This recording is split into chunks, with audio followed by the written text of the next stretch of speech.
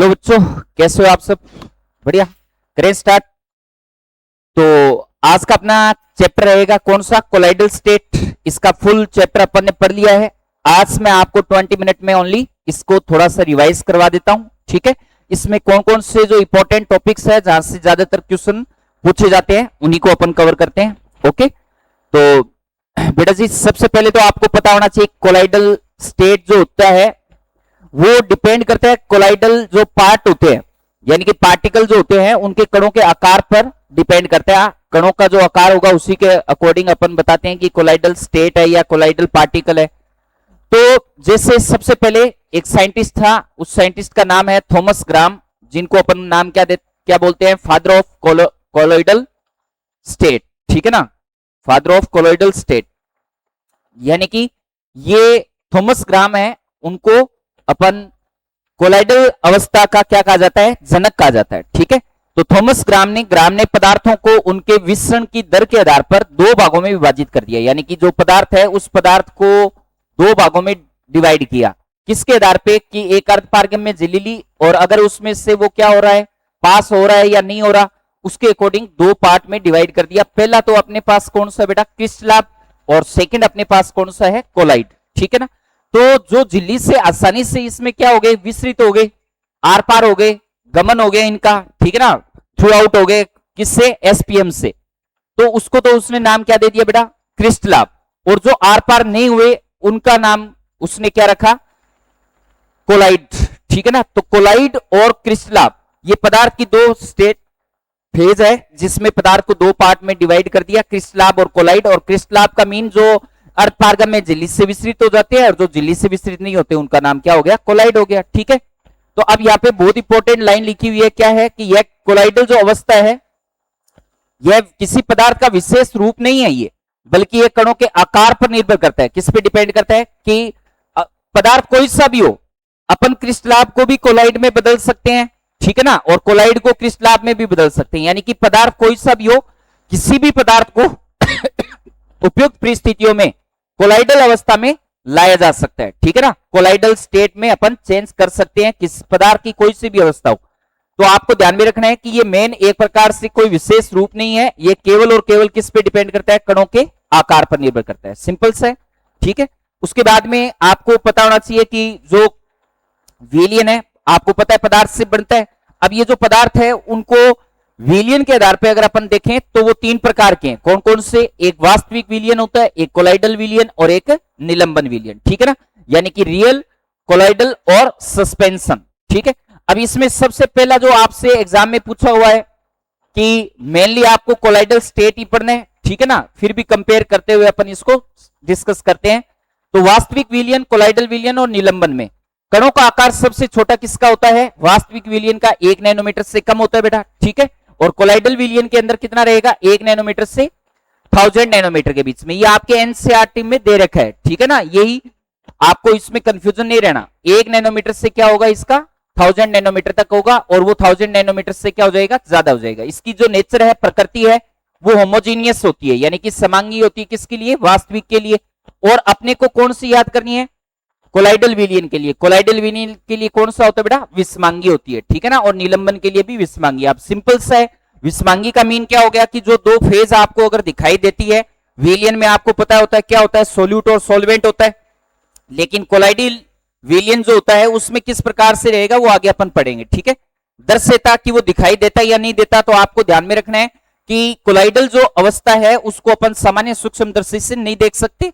अपन किससे देख सकते हैं बेटा? अल्ट्रा माइक्रोस्कोप से देख सकते हैं, ठीक है ना। और इनका जो स्थायित्व है वो अधिक होता है एक प्रकार से, ठीक है ना। उसके बाद में अगर अपन बात करें कोलाइडल प्रणाली के घटक, जैसे आपको पता है कि कोई भी विलयन होता है बेटा, ठीक है ना। ये जो विलयन है, विलयन दो पार्ट से बना होता है। एक तो होता है बेटा विल्य, और एक होता है विलायक, ठीक है ना। एक होता है विल्य और एक क्या होता है बेटा? विलायक होता है, ठीक है। इसको अपन नाम क्या देते हैं? सोल्यूट कहते हैं, और इसको क्या बोलते हैं अपन? सोलवेंट। सिंपल से, जो कम मात्रा में होता है उसको तो अपन नाम क्या देते हैं? विल्य कहते हैं, और जो अधिक मात्रा में होगा उसको अपन क्या बोलते हैं बेटा? विलायक बोलते हैं, ठीक है ना। जो विलयन में जिसकी मात्रा ज्यादा होती है वो विलायक, और जिसकी मात्रा कम होती है वो विल्य होता है। लेकिन अगर अपन बात करें कि ये तो सामान्य जो नॉर्मल विलयन होता है उसकी बात करते हैं अपन, कोलाइडल विलयन की अगर अपन बात करें बेटा, तो उसमें विल्य और विलायक की जगह दो नाम अपन अलग से इसको बोलते हैं। एक होती है प्रक्षेप प्रावस्था डिस्पर्स्ड फेज, और एक होता है प्रक्षेपण माध्यम डिस्पर्सन मीडियम। सिंपल से कि आप इसको ऐसे बोल सकते हो कि जो विलियन में विल्य होता है वो कोलाइडी विलियन में क्या होता है, प्रक्षेप प्रावस्था होती है। सिंपल सा क्या है कि जो घटक विलियन में कम मात्रा में होता है उसको विल्य कहते हैं, तो कोलाइडल विलियन में उसी को अपन नाम क्या दे देते हैं, प्रक्षेप प्रावस्था। तो वह घटक जो कोलाइडल कणों के रूप में वितरित रहता है, विल्य के समान होता है, उसको अपन नाम क्या देते हैं, प्रक्षेप प्रावस्था। प्रक्षेपण माध्यम का मीन क्या हो गया कि वो माध्यम जिसमें कोलाइडल कण वितरित रहते हैं और विलायक के समान होता है, उसको अपन नाम क्या देते हैं बेटा, डिस्पर्सन मीडियम कहते हैं। ठीक है, उसके बाद में अगर अपन बात करें कोलाइडल का वर्गीकरण, सिंपल से एग्जाम में क्वेश्चन भी पूछा हुआ है कि कोलाइड का वर्गीकरण किस किस आधार पे कर सकते हैं। तो पहला है भौतिक अवस्था के, दूसरा आपको पारस्परिक क्रिया, अन्योन्य क्रिया भी कह सकते हैं कि प्रक्षेप प्रावस्था और प्रक्षेपण माध्यम में किस प्रकार का इंटरेक्शन होता है। ठीक है ना, और तीसरा अपन कह सकते हैं कणों के प्रकार के आधार पर। तो ये तीन प्रकार के होते हैं। ठीक है, उसमें पहला वर्गीकरण अपन पढ़ रहे हैं भौतिक अवस्था के आधार पर, और भौतिक अवस्था में आपको पता होना चाहिए कि डिस्पर्सन फेज जो होता है, यानी कि ये विल्य के रूप में कार्य करता है एक प्रकार से, और ये किसके रूप में काम करता है बेटा, एक प्रकार से विलायक के समान होता है। ठीक है, तो ये ज्यादा मात्रा में होगा और ये क्या होगा, कम मात्रा में होगा। अगर अपन ठोस को द्रव में मिक्स कर दें, ठोस अपने पास कम है और लिक्विड अपने पास ज्यादा है, तो ठोस को द्रव में अगर अपन ने मिलाया तो अपने पास क्या प्राप्त होगा बेटा, सोल प्राप्त होगा। ठीक है ना, एग्जाम में किस प्रकार के क्वेश्चन पूछे जाते हैं, सिंपल से है, आपको बोल देगा कि प्रक्षेप प्रावस्था ठोस यदि अगर द्रव प्रक्षेपण माध्यम में मिक्स है तो उस कोलाइड का नाम क्या है, तो उसका नाम क्या हो जाएगा बेटा, सोल हो जाएगा। और अगर आपसे ये नहीं पूछा जाए, आपको ये भी पूछा जा सकता है कि यदि ठोस अवस्था द्रव माध्यम में प्रक्षिप्त होती है तो किस प्रकार का जो सोल बनता है वो, या फिर आपसे क्या पूछ लेगा, उसका एग्जाम्पल, कि वो एग्जाम्पल कौन कौन से है। तो सिंपल से है, सोल के अंदर आपको पेंट और कोशिका द्रव्य याद रखना है। ऐसे अगर मैं लिक्विड को सॉलिड में यानी कि ठोस में मिलाऊंगा तो क्या प्राप्त होगा बेटा, जेल प्राप्त होगा। और जेल का एग्जाम्पल आपको याद रखना है, एग्जाम में पूछ लिया गया है पहले, जेल में कौन कौन आएंगे बेटा, पनीर, जेली और मक्खन। ठीक है, लिक्विड को लिक्विड में अगर मिलाएंगे तो उसको अपन बोलते हैं पायस, इंपॉर्टेंट है, और इसको इमल्सन भी कहते हैं, पायस या इमल्सन। ठीक है, उसमें पायस या इमल्सन में अपने पास कौन सा रहेगा, दूध और हेयर क्रीम। ये एग्जाम में क्वेश्चन आ चुका है। ठीक है, उसके बाद में अगर अपन बात करें बेटा, गैस को अगर अपन ने किस में मिलाया, लिक्विड में, और फिर क्या बनेगा, ये फोम बनेगा, झाग बनेगा। ठीक है, और उसमें एग्जाम्पल कौन से हैं, फेंटी हुई क्रीम और साबुन झाग। सिंपल सा आपको याद रखना है, ठोस या द्रव को अगर अपन ने गैस में मिलाया बेटा तो क्या फॉर्म हो जाएगा, एरोसोल। और एरोसोल में एग्जाम्पल कौन सा है, धुआं, धुंध या कोहरा। ठीक है, तो एग्जाम में क्वेश्चन पूछा जाता है इनके एग्जाम्पल का और इनके कोलाइडल का नाम। ठीक है, उसके बाद में अगर अपन बात करें, दूसरा जो वर्गीकरण है वो किसके आधार पे है, अन्योन्य क्रिया के आधार पे। ठीक है ना, इंटरेक्शन किस प्रकार का है, इंटरेक्शन जो है वो आपको ध्यान में रखना है। इंटरेक्शन के आधार पे अपन दो प्रकार के बोल सकते हैं, एक द्रवरागी बोल सकते हैं या इसी को बोलते हैं लायोफिलिक, और एक द्रव विरागी होता है या लायोफोबिक। सिंपल से है, द्रव रागी यानी कि द्रव को प्यार करने वाला, द्रव को चाहने वाला, तो द्रव से स्नेह करने वाला। ठीक है ना, और द्रव के रूप में ज्यादातर अपन कौन सा विलायक यूज करते हैं, अगर जल यूज करेंगे तो जल से नहीं हो जाएगा, और विलायक जल के अलावा कुछ और होगा तो वो क्या हो जाएगा, विलायक से नहीं हो जाएगा। तो सिंपल से है कि अगर डीपी और डीएम में आसानी से ये क्या हो जाए, मिक्स हो जाए, आसानी से क्या हो जाए, ये मिक्स हो जाए, तब तो वो कौन सा विलियन बनेगा, द्रव रागी बनेगा। ठीक है ना, विलायक से नहीं होते हैं, उत्क्रमणीय प्रकृति के होते हैं, यानी कि अगर मिक्स हो गया तो उनको वापस अपन अलग अलग भी कर सकते हैं, सेपरेट भी कर सकते हैं। तीसरा, ये अत्यधिक स्थायी होते हैं, अगर एक बार बन गया तो बहुत ज्यादा स्टेबल भी रहेगा। एग्जाम्पल याद रखना है आपको, गोंद, जिलेटिन और स्टार्च। एग्जाम में क्वेश्चन पूछा हुआ है बेटा कि जो द्रव रागी होता है, लायोफिलिक होता है, उसमें कौन कौन से एग्जाम्पल है। ठीक है, द्रव विरागी के अंदर अगर अपन बात करें लायोफोबिक की, तो लायोफोबिक में विलायक विरोधी होता है, यानी कि जल विरोधी भी कह सकते हैं अपन, यानी कि ये डीपी और डीएम के बीच में, डीपी और डीएम जो होता है यानी कि प्रक्षेप प्रावस्था और प्रक्षेपण माध्यम में आसानी से मिक्स नहीं होता ये। ठीक है ना, मिक्स आसानी से नहीं होता, इसको क्या करते हैं, जबरदस्ती करते हैं इसमें। ठीक है ना, अब जबरदस्ती करेंगे तब जाके ये क्या करेगा, ये मिक्स होगा तो सिंपल सा बेटा, तो द्रव विरागी है वो विरोध करेगा, और विरोध करेगा तो वो एक प्रकार से अगर एक बार अगर ये मिक्स हो गया तो वापस इसको अपन सेपरेट नहीं कर सकते, इसलिए अपन कहते हैं कि ये अनुत्क्रमणीय प्रकृति का होता है, कम स्थायी होता है। कम स्थायी का मतलब कि अगर इसमें कुछ भी पदार्थ डाल दिया अपन ने अलग से, कोई एसिड या कोई बेस या फिर कोई सोल्ट अगर अपन ने डाल दिया बेटा, तो वो क्या हो जाएगा, स्कंदित हो जाएगा, नीचे सेटल डाउन हो जाएगा पात्र के अंदर, ठीक है ना, स्कंदन आसानी से होता है। आपको याद क्या करना है, जितने भी धातुओं के सोल होते हैं जैसे कि सल्फर सोल है, तो वो एक प्रकार से किसका एग्जाम्पल हो गया बेटा, आपके द्रव विरागी का हो गया, ठीक है। उसके बाद में है वर्गीकरण का आधार क्या है, कणों के प्रकार के आधार पे, और कणों के प्रकार के आधार पे तीन प्रकार के आपको याद रखने हैं। एक तो होता है बहुआण्विक मल्टी मोलिकुलर, एक होता है मैक्रोमोलिकुलर यानी कि वृहदाण्विक, और एक होता है एसोसिएटेड, या इसको अपन नाम क्या देते हैं बेटा, मिसेल भी कहते हैं, ठीक है ना। सिंपल सा है, अगर आपके पास क्या होते हैं, छोटे छोटे कण हैं जिनका आकार 1 नैनोमीटर से कम है, ठीक है ना, जिनका आकार 1 नैनोमीटर से क्या है, कम है। अगर वो छोटे छोटे जो कण हैं वो अगर एक साथ मिल जाए, ये छोटे कण अगर बड़े कण का निर्माण कर लेते हैं, तो वो एक प्रकार से अगर 1 नैनोमीटर से लेके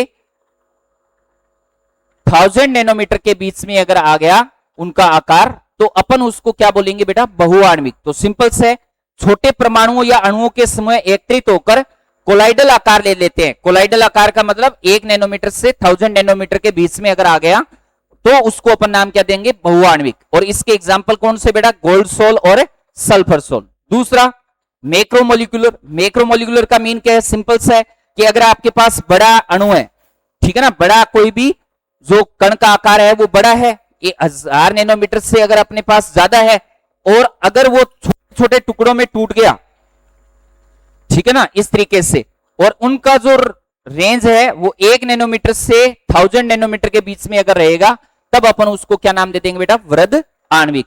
और फिर आता है मिसेल या सहचारी। सिंपल सा, ऐसा कोई भी पदार्थ जो कम सांद्रता पर तो किसकी तरह बिहेव करेगा, वैद्युत अपघट्य की तरह, और ज्यादा सांद्रता पर किसकी तरह बिहेव करेगा बेटा, आप मिसेल की तरह, ठीक है ना, मिसेल बनाते हैं, तो ऐसे क्या कहलाते हैं, सहचारी। तो इसका एग्जाम्पल कौन सा बेटा, साबुन और अपमार्जक, ठीक है। उसके बाद में अगर अपन बात करें मिसेल के बारे में, तो मिसेल आपको सिंपल सा है, मिसेल में अपन साबुन की क्रियाविधि पढ़ते हैं। साबुन जो होता है उसके दो पार्ट होते हैं, ठीक है ना, एक पार्ट तो होता है जल विरोधी या जल रागी, ठीक है ना, और एक क्या होता है, जल विरागी। सिंपल सा है, जो जल रागी होगा वो एक प्रकार से ध्रुवीय होगा, और जो जल विरागी होगा वो क्या होगा बेटा, अध्रुवीय होगा, ठीक है ना, नॉन पोलर होगा। इसके अलावा इसको अपन नाम क्या बोलते हैं बेटा, हेड कहते हैं, इसको अपन क्या बोलते हैं, टेल कहते हैं। ये एक प्रकार से क्या होता है, हाइड्रोकार्बन होता है, और हेड वाला जो पार्ट है वो एक प्रकार से क्या होता है, सॉल्ट होता है, ठीक है।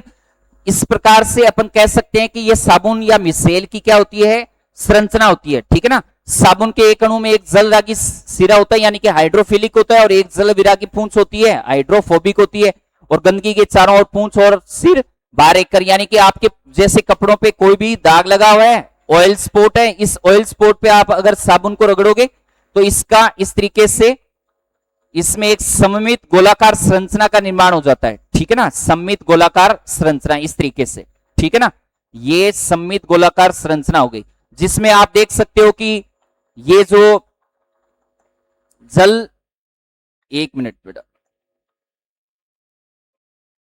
ये जो जल रागी है, जल रागी यानी कि इसको अपन ने नाम क्या दिया था, हाइड्रोफिलिक। तो जल रागी वाला जो भाग है वो तो बाहर की तरफ रहेगा, और जल विरागी वाला जो भाग है वो किसकी तरह रहेगा, एक प्रकार से अंदर, यानी कि ऑयल स्पॉट की तरह स्पॉट में रहेगा। इसमें ये ऑयल स्पॉट है, ठीक है ना, ये ऑयल स्पॉट है जिसमें ये हाइड्रोकार्बन वाला जो पार्ट है वो तो ऑयल के तरफ रहेगा, और जो जल यानी कि यहां पे ऑक्सीजन इस तरीके से ये ऑक्सीजन है, वो यानी कि वाटर का जो मॉलिक्यूल है उसमें ये ऑक्सीजन के साथ इस तरीके से पूरा एक गोलाकार सममिति संरचना बना लेता है, उसी को क्या बोला जाता है बेटा, मिसेल कहा जाता है, ठीक है। उसके बाद में अगर अपन बात करें तो जैसे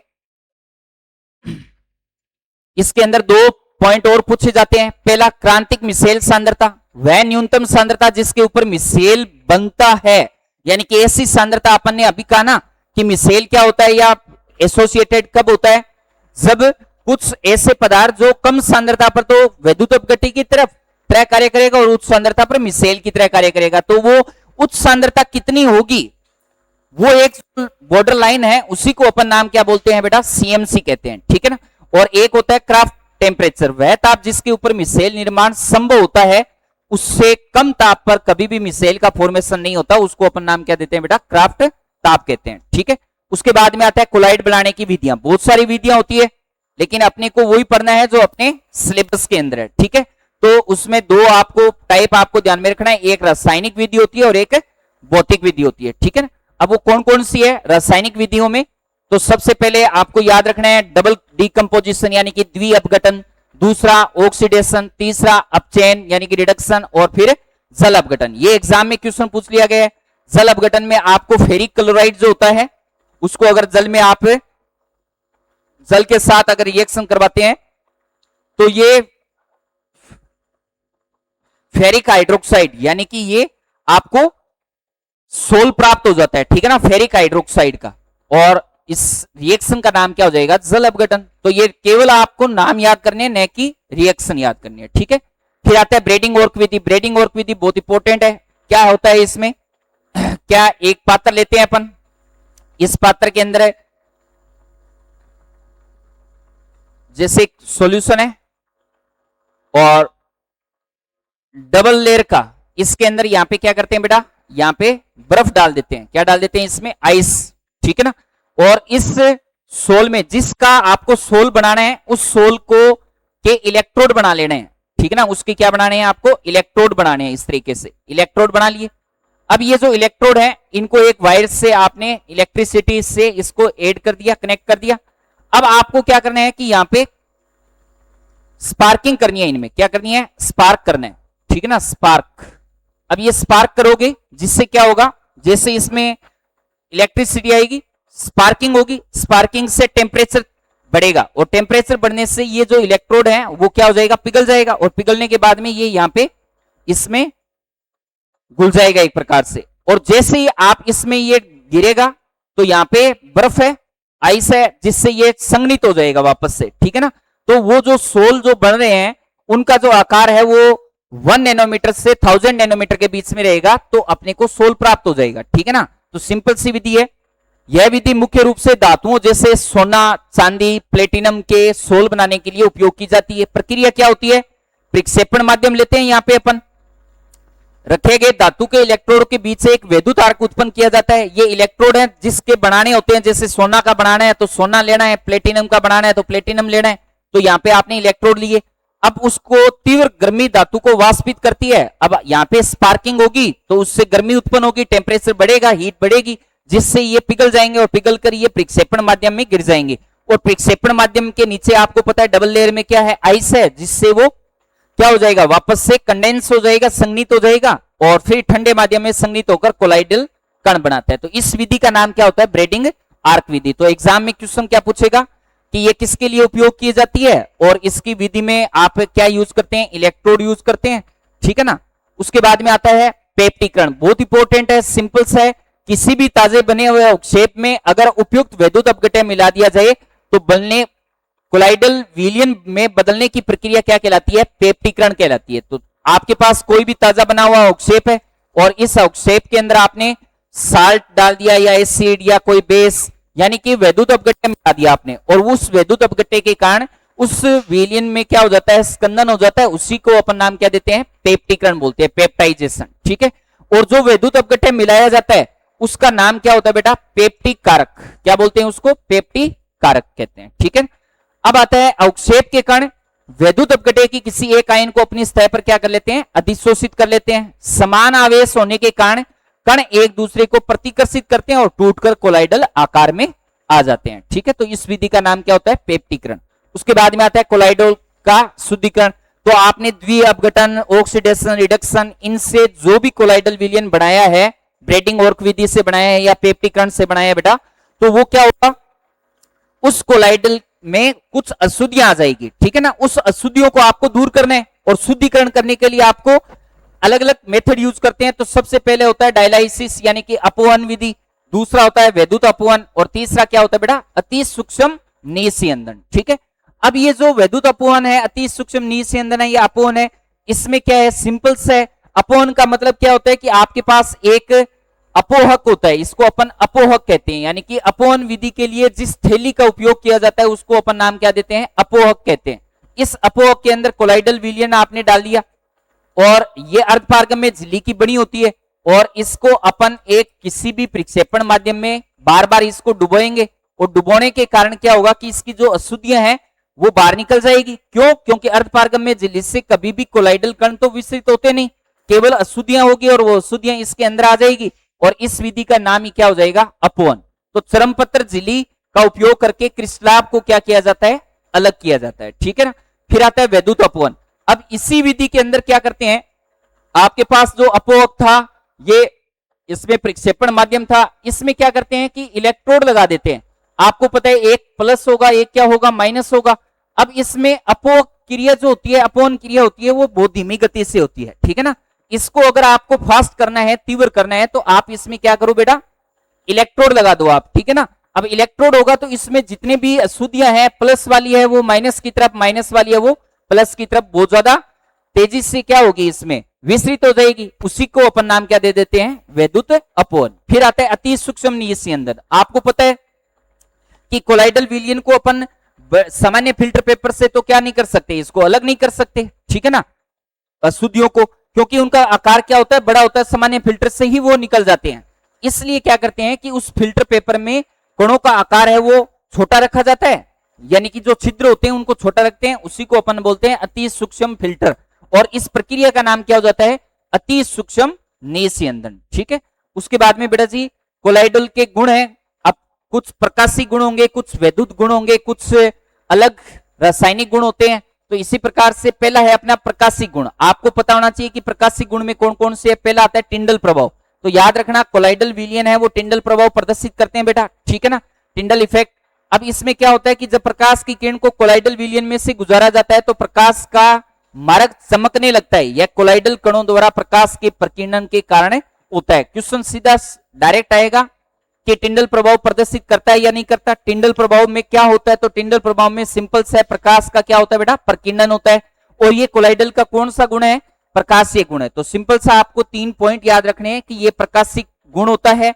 उसके बाद में ये वास्तविक विलयन है वो शो नहीं करते, एक प्रकार से कौन शो करते हैं, कोलाइडल विलयन शो करते हैं। तीसरा आपको ये ध्यान में रखना है कि क्या होता है, इसमें स्कैटरिंग होती है, प्रकाश का प्रकीर्णन होता है। शर्त क्या है इसकी कि कणों का व्यास प्रकाश की तरंग दैर्ध्य से बहुत छोटा नहीं होना चाहिए।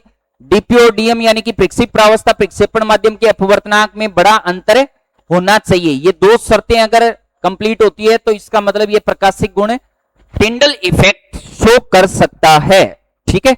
उसके बाद में आता है दूसरा यांत्रिक गुण। यांत्रिक गुण में ब्राउनी गति, एग्जाम में क्वेश्चन आया था कि ब्राउनी गति है वो किसने प्रतिपादित की, तो आपको याद रखना है रॉबर्ट ब्राउन ने। और रॉबर्ट ब्राउन ने कहा कि जो जिगजैग गति होती है वो एक प्रकार से कौन सी गति होती है, टेढ़ी मेढ़ी गति को अपन नाम क्या देते हैं, ब्राउनी गति कहते हैं। याद रखना माध्यम के अणुओं द्वारा कोलाइडल कणों पर होने वाली असमान टक्करें, ठीक है ना, असमान जो टक्कर होगी कणों के बीच में, अब वो असमान टक्कर होगी तो उनकी गति कैसी हो जाएगी, जिगजैग हो जाएगी, टेढ़ी मेढ़ी हो जाएगी। अब ये क्या होता है, महत्व क्या इसका, असमान टक्कर होने से क्या फायदा मिलेगा कि यह कणों के नीचे बैठने से रोकती है, जिससे कोलाइडल क्या रहता है, स्थायी बना रहता है। यानी कि जो भी कोलाइडल विलयन है अगर उसमें ब्राउनी गति अगर नहीं होगी तो वो कण आपस में टकराएंगे नहीं और एक जगह सेटल डाउन हो जाएंगे, जिससे वो क्या होता है, अनस्टेबल हो जाता है। तो स्टेबल बनाए रखने के लिए ब्राउनी गति बहुत इंपॉर्टेंट है, ठीक है। उसके बाद में आता है बेटा कोलाइडल कणों पर आवेश।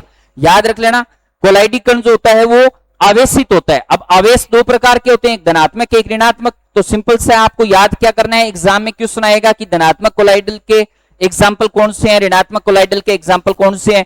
तो आपको ध्यान में रखना है बेटा कि कोलाइडल कण हमेशा विद्युत आवेशित होता है, सभी कणों पर एक समान आवेश होता है, या तो धनात्मक होगा या ऋणात्मक। एक कोलाइडल विलयन है, इसमें पूरे विलयन में जितने भी कोलाइडल कण होंगे उसमें एक ही आवेश होगा, या तो वो प्लस वाला होगा या फिर वो माइनस वाला होगा। अगर दोनों अगर हो गए ना तो प्लस माइनस क्या हो जाएगा, आकर्षित होगा, और आकर्षित होने से स्कंदन हो जाएगा, ठीक है ना। तो याद रखना अलग अलग आवेश नहीं होते, एक ही आवेश होता है पूरे विलियन में। अब धनात्मक अगर होगा तो उसको धनात्मक सोल कहेंगे, और ऋणात्मक होगा तो ऋणात्मक सोल कहेंगे। अब इसमें बेटा पहला कौन सा है, FeOH3 आयरन हाइड्रोक्साइड, यानी कि फेरिक हाइड्रोक्साइड बोल सकते हैं इसको, आयरन का हाइड्रोक्साइड, एल्यूमिनियम का हाइड्रोक्साइड, ठीक है ना, हीमोग्लोबिन, क्षारीय रंजक जितने भी होते हैं वो सारे धनात्मक सोल होते हैं। उसके बाद में आता है ऋणात्मक सोल में कौन कौन से लेने, गोल्ड, आर्सेनिक सल्फाइड, क्ले, गोंद, स्टार्च, ये कौन से होते हैं बेटा, ऋणात्मक कोलाइडल सोल होते हैं, ठीक है। एग्जाम में बहुत इंपॉर्टेंट क्वेश्चन बनता है ये धनात्मक और ऋणात्मक सोल के, ठीक है। उसके बाद में आता है वैद्युत द्विस्तर और जीटा विभव। एग्जाम में पूछा हुआ है कि जीटा विभव क्या होता है, ठीक है ना। तो जीटा विभव सिंपल से है कि कण की सतह पर अधिशोषित आयनों की एक स्थिर परत होती है और उसके ऊपर विपरीत आवेश आयनों की विस्तृत परत बन जाती है, उसी को अपन बोलते हैं द्विस्तर। और इन दोनों परतों के एक तो स्टेबल होगी, एक गतिशील होगी, इन दोनों परतों के बीच में जो विभवांतर पैदा होता है उसी को अपन नाम क्या देते हैं, जीटा विभव या इलेक्ट्रोकाइनेटिक विभव। स्टेबल और इसमें स्टेटिक, स्टेबल या स्टेटिक है, और दूसरी क्या है, इसमें मूवमेंट है, इसमें काइनेटिक एनर्जी ज्यादा है तो इसमें आपको मूवमेंट मिलेगी, विस्तृत परत होगी, डिफ्यूज लेयर बोलते हैं उसको, ठीक है। तो इन दोनों परतों के बीच में जो भी विभवांतर होगा उसको अपन जीटा विभव कहते हैं, और जीटा विभव कोलाइडल के स्थायित्व का मुख्य कारण होता है, ठीक है। उसके बाद में अगर अपन बात करें वैद्युत कण संचलन, इंपॉर्टेंट है, इलेक्ट्रोपोरोसिस बोलते हैं। ये प्रक्रिया क्या होती है कि विद्युत क्षेत्र के प्रभाव में कोलाइडल कणों का विपरीत आवेश वाले इलेक्ट्रोड की ओर गति करना क्या कहलाता है, वैद्युत कण संचलन। यानी कि ये आपके पास कोलाइडी विलियन है, इसमें आपने इलेक्ट्रोड रखा, ये प्लस वाला ये माइनस वाला, अगर ये कोलाइडल विलियन धनात्मक सोल वाला है तो वो ऋणात्मक की तरफ जाएगा, ऋणात्मक वाला है वो धनात्मक की ओर जाएगा। तो सिंपल से है कि अगर विपरीत इलेक्ट्रोडों की ओर गमन करेगा तो उस प्रक्रिया को अपन नाम क्या देते हैं बेटा, वैद्युत कण संचलन कहते हैं। इंपॉर्टेंट है, धनात्मक कण कैथोड की ओर जाएंगे और ऋणात्मक कण एनोड की ओर जाएंगे। ऋणात्मक कण एनोड की ओर क्यों जाएंगे, क्योंकि एनोड क्या होता है, पॉजिटिव होता है, ठीक है। उपयोग क्या है इसका, इस वैद्युत कण संचलन का उपयोग क्या है कि कोलाइडल कणों पर आवेश की प्रकृति पता लगाने के लिए कि वो कोलाइडल विलियन धनात्मक है या ऋणात्मक है, इसका पता कैसे करेंगे, इसका पता तभी होगा जब वैद्युत कण संचलन प्रक्रिया करेंगे, क्योंकि अगर धनात्मक होगा तो ऋणात्मक की ओर जाएगा, ऋणात्मक होगा तो धनात्मक की ओर जाएगा, जिससे अपने को आइडेंटिफाई हो जाएगा कि वो कौन सा कण है, ठीक है। उसके बाद में बेटा जी स्कंदन या अवक्षेपण, सिंपल से है कि आपको पता है कि कोलाइडल विलियन में एक ही प्रकार का क्या होता है, आवेश होता है। अब अगर इसको स्कंदित करना है तो इसके विपरीत आवेश वाला इसमें कुछ मिला देंगे अपन वैद्युत अपघट्य, जिससे वो प्लस या माइनस जो है वो आपस में क्रिया करके क्या कर लेंगे, स्कंदित हो जाएंगे, बड़े आकार का हो जाएगा, और बड़ा आकार होगा तो गुरुत्वाकर्षण बल ज्यादा लगेगा, और गुरुत्वाकर्षण ज्यादा लगेगा तो ये इसके नीचे की ओर क्या हो जाएगा, पेंदे में यहाँ पे सेटल डाउन हो जाएगा, ठीक है। तो अपन कह सकते हैं कि कोलाइडल कणों के आवेश को उदासीन करके इन्हें बड़े गुच्छों में बदलकर नीचे बिठाने की प्रक्रिया क्या कहलाती है, स्कंदन कहलाती है। तो सिंपल से आपके पास कोलाइडल विलियन था, इसमें कण छोटे छोटे यानी कि 1 नैनोमीटर से 1000 नैनोमीटर के बीच में था। अब आपको क्या करना है कि इसमें एक ही प्रकार का आवेश है, इसको उदासीन करना है। उदासीन करने के लिए आपने उसमें कुछ भी डाला, प्लस है तो माइनस या माइनस है तो प्लस, जिससे ये कण क्या हो गए, बड़े हो गए, और बड़े आकार के कणों पर गुरुत्वाकर्षण क्या लगता है, ज्यादा लगता है, जिससे ये यहाँ पे पेंदे में यहाँ पे नीचे की ओर गति करेंगे, बैठ जाएंगे, सेटल डाउन हो जाएंगे। इस प्रक्रिया को क्या बोलते हैं, स्कंदन कहते हैं, कोएगुलेशन, ठीक है। अब स्कंदन की विधियां कौन कौन सी है, या तो इसमें वैद्युत अपघट्य मिला दो, या फिर इसमें वैद्युत कण संचलन कर दो, या फिर इसको उबाल दो कोलाइडल विलियन को, ठीक है ना, या फिर ठंडा कर सकते हैं। तो ये विधियां ऐसी है जिससे अपन किसी भी यौगिक जो पदार्थ है उस पदार्थ का जो कोलाइडल विलियन है उसका स्कंदन कर सकते हैं या अवक्षेपण कर सकते हैं, ठीक है ना। अब आता है स्कंदन मान, वह न्यूनतम सांद्रता जो 2 घंटे में सोल को स्कंदित कर दे, मिलीमोल पर लीटर। स्कंदन मान है जितना कम होगा स्कंदन क्षमता उतनी ही क्या होती है, अधिक होती है। यानी कि ऐसा पदार्थ जो स्कंदित कर रहा है, अगर वो थोड़ी मात्रा में अगर उसमें मिलाने से ही अगर स्कंदन हो रहा है तो इसका मतलब स्कंदन क्षमता उसकी क्या है, अच्छी है, ज्यादा है। और जिसको ज्यादा मात्रा में मिलाना पड़ रहा है इसका मतलब स्कंदन मान उसका क्या है, कम है। तो दोनों एक दूसरे के विपरीत होते हैं, ठीक है ना। जिसका स्कंदन मान जितना ज्यादा होगा उसकी स्कंदन क्षमता उतनी ही क्या होगी, कम हो जाएगी, ठीक है। उसके बाद में बेटा जी नेक्स्ट है आपके हार्डी-सुलजे नियम बहुत इंपॉर्टेंट है, एग्जाम में कई बार क्वेश्चन आ चुका है। सिंपल से है कि किसी भी कोलाइडल विलियन को आपको क्या करना है, स्कंदित करना है, और स्कंदित करने के लिए आप उसमें क्या मिलाओगे, आवेश, विपरीत आवेश मिलाओगे। अगर प्लस वाला है तो माइनस, या माइनस वाला है तो प्लस। तो हार्डी-सुलजे साहब ने क्या बोला कि जो भी आपका जो विलियन है उसमें विपरीत आवेश जितना ज्यादा होगा, चार्ज जितना ज्यादा होगा, उसका स्कंदन मान उतना ही क्या हो जाएगा, एक प्रकार से उसकी स्कंदन क्रिया है वो बढ़ जाएगी। कैसे? अगर आपके पास Na प्लस है, एक आपके पास Mg+2 है, Mg+2, एक आपके पास Al+3 है, आपको इसमें चार्ज देखना है, जिसका जितना ज्यादा चार्ज होगा वो स्कंदन उतना ही फास्ट करेगा। तो इस पे +3, इस पे +2, इस पे +1 है, तो इसका अपन कह सकते हैं कि स्कंदन हार्डी-सुलजे के अकॉर्डिंग अपन इसका क्रम क्या बताएंगे, Al+3। तो ये कहता है कि स्कंदन के लिए वह आयन प्रभावी होता है जिसका आवेश कोलाइडल कणों के आवेश के क्या होता है, विपरीत होता है। अब ये सारे प्लस वाले हैं, ये स्कंदन किसका करेंगे, ऋणात्मक सोल का। किसका करेंगे बेटा, ऋणात्मक सोल का, ठीक है। और ऋणात्मक होता तो ऋणात्मक धनात्मक सोल का करता। तो स्कंदित करने वाले आयन की संयोजकता जितनी अधिक होगी उसकी स्कंदन क्षमता उतनी ही क्या होगी, अधिक होगी। तो दोनों पॉइंट आपको याद रखना है, संयोजकता यानी कि चार्ज जितना ज्यादा होगा उसकी स्कंदन क्षमता उतनी ही क्या होगी, ज्यादा होगी, ठीक है ना। आपको बोल दे कि एक आपके पास O-2 है, एक F- है, तो आप मेरे को ये बताओ कि इसमें संयोजकता किसकी ज्यादा है, एक प्रकार से चार्ज किसकी ज्यादा है, -2 की, तो ये स्कंदन ज्यादा करेगा। तो सिंपल से संयोजकता और स्कंदन मान एक दूसरे के समानुपाती है। तो ऋणात्मक सोल के लिए जैसे कि ये लिख रखा है, ये +2 है, ये +3 है, तो +3 वाले की ज्यादा होगी। ऐसे ही धनात्मक सोल के लिए अगर अपन बात करें तो ये माइनस चार्ज है, इस पे -3 है, -2 है, -1 है, तो जिसपे जितना ज्यादा चार्ज होगा उसका स्कंदन मान उतना ही क्या हो जाएगा बेटा, ज्यादा हो जाएगा, ठीक है। स्कंदन क्षमता ज्यादा हो जाएगी। फिर आता है कोलाइडल का रक्षण। अभी मैंने कहा कि कोई भी कोलाइडल विलियन है उसमें अगर आप वैद्युत अपघट्य मिलाते हो तो उसका स्कंदन हो जाता है। अब आपको उसकी रक्षा करनी है, मतलब कोलाइडल विलियन की रक्षा करनी है, और रक्षण के लिए जो भी पदार्थ मिलाया जाता है वही क्या कहलाता है, एक प्रकार से कोलाइडल का रक्षण या प्रोटेक्शन, उसको बोलते हैं रक्षी कोलाइड, ठीक है। तो एग्जाम्पल जैसे अपन देख सकते हैं, द्रव विरागी सोल में थोड़ा द्रव रागी सोल मिलाने पर वह बाहरी वैद्युत अपघट्य से सुरक्षित हो जाता है, इससे क्या बोला जाता है, रक्षी कोलाइड। यानी सिंपल से ये आपके पास एक द्रव विरागी है, क्या है ये, द्रव विरागी। अब द्रव विरागी है तो मैं इसमें थोड़ा सा अगर क्या मिला दूं, वैद्युत अपघट्य है, तो ये स्कंदित हो जाएगा। लेकिन मेरे को इसको क्या करना है, रक्षा करनी है, और रक्षा करनी है तो मैं क्या करूंगा, इसमें द्रव विरागी के अंदर थोड़ी सी मात्रा में क्या मिला देता हूं, द्रव रागी। यानी कि ये हाइड्रोफोबिक था, उसमें मैंने हाइड्रोफिलिक मिला दिया। अब अगर अपन इसमें क्या डालेंगे, वैद्युत अपघट्य, तो वैद्युत अपघट्य इसका नहीं होगा, वैद्युत अपघटन मिलाने से, वैद्युत अपघट्य मिलाने से स्कंदन इसका नहीं होगा, किसका हो जाएगा, द्रव रागी का हो जाएगा।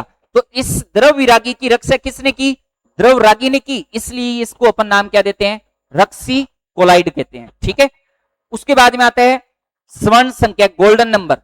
तो रक्षी कोलाइड की मिलीग्राम में वह मात्रा जो 10 ml मानक स्वर्ण सोल को 1 ml 10% NaCl द्वारा स्कंदित होने से रोक सके, उसी को अपन क्या बोलते हैं, गोल्डन नंबर बोलते हैं। तो स्वर्ण संख्या जितनी कम होगी रक्षण क्षमता उतनी ही अधिक होगी। बहुत इंपॉर्टेंट लाइन है ये।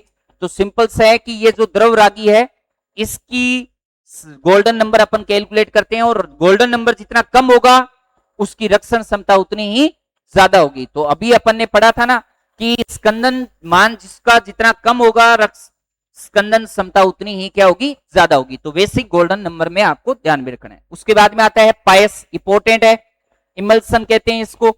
जब दो अमिश्रणीय द्रव जैसे तेल और पानी को मिलाया जाता है तो पायस बनता है, या अपन कह सकते हैं कि द्रव को द्रव में मिलाएंगे तो अपन क्या बोल सकते हैं, उसको पायस कह सकते हैं, इमल्सन कह सकते हैं। अमिश्रणीय होना चाहिए, जैसे तेल और जल कभी भी मिश्रित नहीं होते, ठीक है ना। जल में तेल डालो या तेल में जल डालो, दोनों एक ही बात है। तो इस प्रकार के विलयन को क्या बोलते हैं अपन, पायस कहते हैं। तो याद रखना दो टाइप के हो गए ये, तेल का जल में पायस यानी कि तेल को जल में डालना है, या फिर जल का तेल में पायस, जल को तेल में डालना है, ठीक है ना।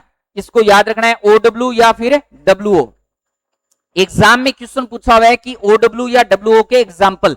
तो सिंपल से जो तेल प्रक्षेप्य प्रावस्था और जल माध्यम है, यानी कि जो पहला है वो तो है DP, और दूसरा है वो डीएम, यानी कि ये तो विलेय है और ये विलायक है, यानी कि तेल को जल में डालना है तो जल ज्यादा लेना पड़ेगा और तेल कम लेना पड़ेगा।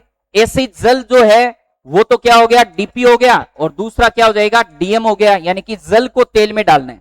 उसके बाद में अगर अपन बात करें तो इसके एग्जाम्पल इंपोर्टेंट है बेटा। एग्जाम्पल आपको ध्यान में रखना है कि OW जो है उसमें दूध, वेनिसिंग क्रीम, ये जो है वो कौन सा पाइस है, OW टाइप का पाइस है, ठीक है। और मक्खन, कोल्ड क्रीम, मछली का तेल, ये वाला जो कौन सा पाइस है, एक प्रकार से WO टाइप का है, ठीक है। तो पाइसिक कारक का मतलब क्या है कि वो पदार्थ जो पाइस को स्थायी बनाता है क्या कहलाता है, पाइसिक कारक कहलाता है, ठीक है ना। इमल्सिफायर, जो पाइस जो बना है उसको स्टेबल रखने के लिए जो भी मिलाया जाता है वो क्या कहलाता है, पाइसिक कारक कहलाता है, साबुन और प्रोटीन। उसके बाद में आता है समविभव बिंदु, आइसोइलेक्ट्रिक पॉइंट। तो विलयन का वह पीएच मान जिस पर कोलाइडल कण पर कोई शुद्ध आवेश नहीं होता समविभव कहलाता है, समविभव बिंदु कहलाता है। सिंपल सा है कि अगर वो किसी भी इलेक्ट्रोड की अगर गमन नहीं करता कोलाइडल विलयन, तो उसका नाम क्या होता है, आइसोइलेक्ट्रिक पॉइंट। इस बिंदु पर कण विद्युत क्षेत्र में किसी भी इलेक्ट्रोड की ओर गति नहीं करता, क्योंकि उसमें कोई शुद्ध आवेश है ही नहीं, ना तो प्लस है ना माइनस है। जब आवेश ही नहीं है तो गति नहीं होगी, गति नहीं है तो अपन कह सकते हैं कि ये किसी भी क्षेत्र में गति नहीं। इस पीएच पर कोलाइड का स्कंदन या अवक्षेपण सबसे आसानी से हो जाता है, ठीक है। उसके बाद में बेटा जी हमारे चारों ओर कोलाइड, यानी कि कोलाइड का क्या क्या काम हो सकता है, कैसे, तो आकाश का नीला रंग वो कोलाइडल कणों के कारण ही होता है, ठीक है। हवा में धूल के कणों द्वारा नीले प्रकाश का प्रकीर्णन हो जाता है, कोहरा और धुंध, ठीक है ना। डेल्टा निर्माण, अब डेल्टा निर्माण में आपको याद रखना है कि नदी के पानी पर और समुद्र के पानी का मिलन, जो नदी का पानी और समुद्र का पानी जहां पे जिस पॉइंट पे मिलता है वहां पे एक त्रिभुजाकार इस प्रकार की संरचना बन जाती है, उसको अपन बोलते हैं डेल्टा, ठीक है। रक्त जो होता है वो एक एल्बुमिनोइड कोलाइड है, मिट्टी कोलाइडल प्रकृति की होती है, आपने पढ़ रखा है, ठीक है ना। खाद्य पदार्थ, दूध, हलवा, आइसक्रीम जो भी है वो एक प्रकार से कोलाइडल प्रकृति के होते हैं, ठीक है।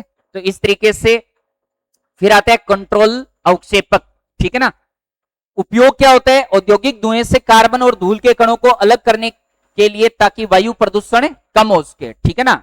अब धुएं में क्या होता है, ऋणात्मक आवेश होता है और कार्बन कण होते हैं। धुएं में क्या होते हैं, ऋणात्मक आवेशित कार्बन कण होते हैं, और कंट्रोल अवक्षेपक में उच्च विभव वाली धनात्मक प्लेट होती है जो इन कणों को उदासीन करके अवक्षेपित कर देती है, ठीक है। सिंपल से है कि कोई भी औद्योगिक प्रक्रम है उसमें जो भी जो जहां से धुआं निकलता है वहां पे आपको एक इस तरीके की पट्टी लगा देते हैं। इस पट्टी में क्या होगा कि जो कार्बन के कण, यहाँ पे कार्बन जलेगा तो कार्बन के कणों पर तो कौन सा आवेश है, नेगेटिव आवेश है, और इन पट्टी पर कौन सा आवेश लगा देते हैं, एक प्रकार से धनात्मक। तो धनात्मक, और ताकि वो बाहर नहीं जा सके, ये यहीं पे क्या हो जाएगा, अवक्षेपित हो जाएगा। इस प्रकार से वायु प्रदूषण नहीं हो पाएगा, ठीक है। उसके बाद में है औद्योगिक अनुप्रयोग, औषधियों में इसका यूज किया जाता है। इसके अलावा चर्म शोधन यानी कि टैनिंग में इसका उपयोग करते हैं, जल के शोधन में इसको उपयोग करते हैं। जैसे पानी के अंदर फिटकरी मिलाते हैं तो एक प्रकार से अशुद्धियां है वो नीचे की ओर सेटल डाउन हो जाती है, स्कंदित हो जाती है, इस प्रकार से जल शोधन भी करते हैं, ठीक है। उसके बाद में आता है साबुन की प्रक्रिया। साबुन में आपको बताया मिसेल का निर्माण होता है, मिसेल फॉर्मेशन होता है।